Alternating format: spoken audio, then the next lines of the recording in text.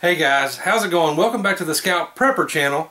Tonight a little philosophy and theory, no gear review. I hope it doesn't disappoint you. I learned a really valuable lesson yesterday that I've actually learned many times in the past, or I've been exposed to it, and I really thought it was so important that I had to share it with you. Yesterday, Murphy's Law jumped up and bit me in the butt, as it's done most of you in the past.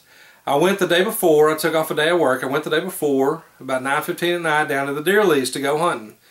On a Wednesday, I was going to take off Thursday.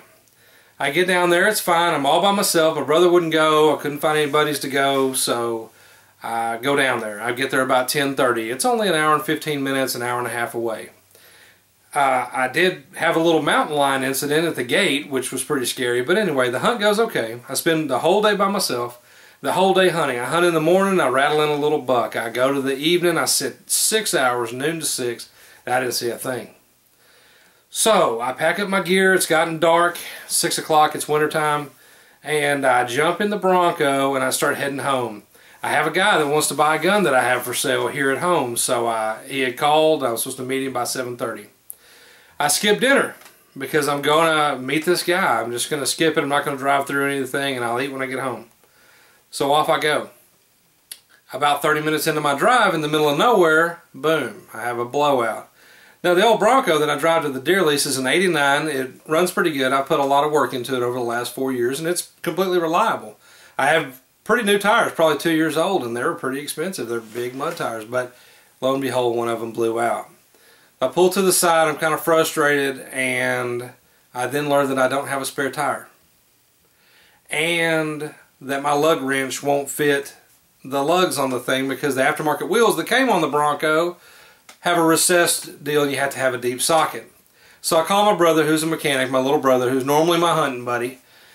I tell him what's going on, and of course he comes to rescue me. But I'm an hour from home. It takes him time to get the tools together and the spare tire, which I found out was in his driveway because he took out of the Bronco to make room when he borrowed it a couple months. To his credit, he did tell me, but I had forgotten that and never gone to get it.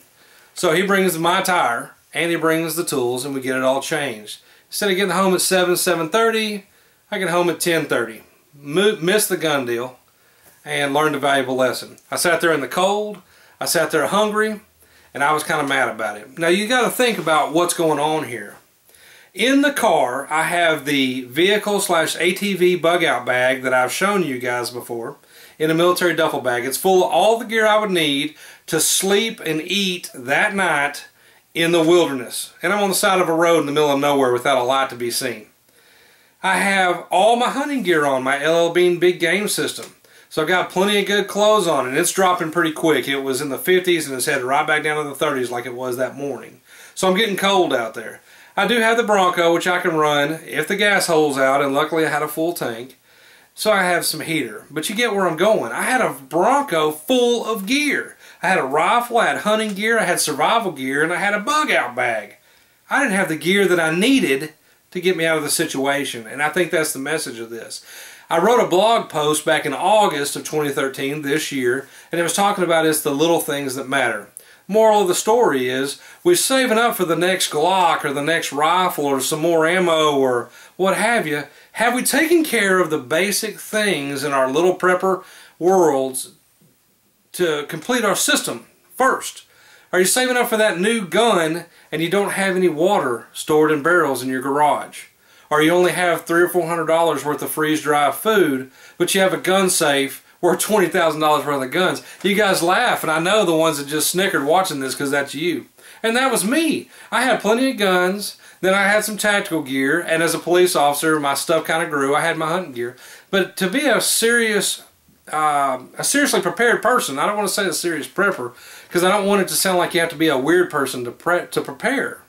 To be someone who is prepared, you need some things. Food, water, shelter, on and on and on. Defensive stuff, survival stuff, so you understand. Do you have all the bases covered for the next 3 days?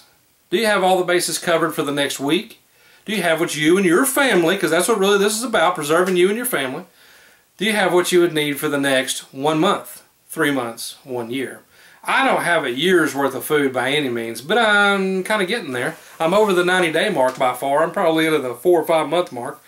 And I like to keep it growing. And I'm just as guilty of paying for a $500 pistol instead of paying for $250 worth of freeze-dried and $250 worth of X, something I might need.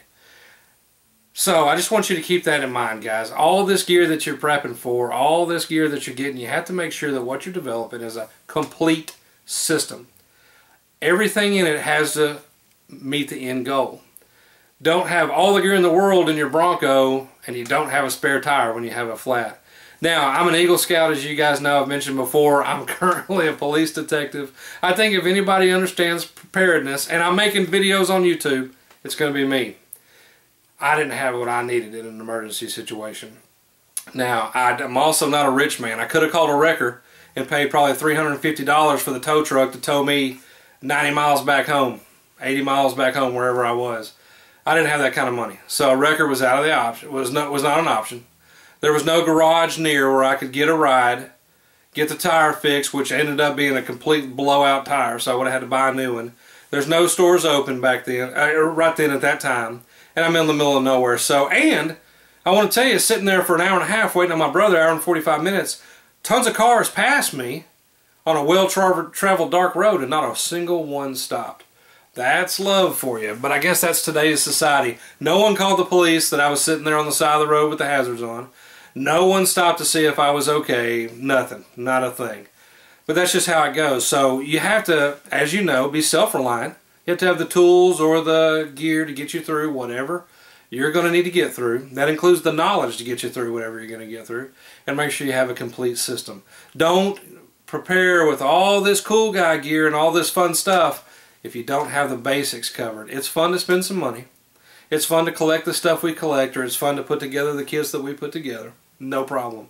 I'm just as guilty. I'm a gear guy. You're a gear guy. But you have to make sure that the beginning is covered. Make sure your vehicle's ready to go. Make sure food, water, and shelter are in place. Make sure basic defenses are in place in the different places you need them. All those things. You know what to do, guys. Anyway, as always, I always appreciate the views. Thank you for watching. Keep the subscriptions going. We're growing the Scout Prepper channel, part of the Scout Tactical Network. I really appreciate it. Check us out on the web, scouttactical.com, and check us out on Facebook. It's Scout Tactic for the main Scout Tactic channel, Scout Tactical channel, and it's Scout Prepper and Scout Hunter on the two new channels. Thanks.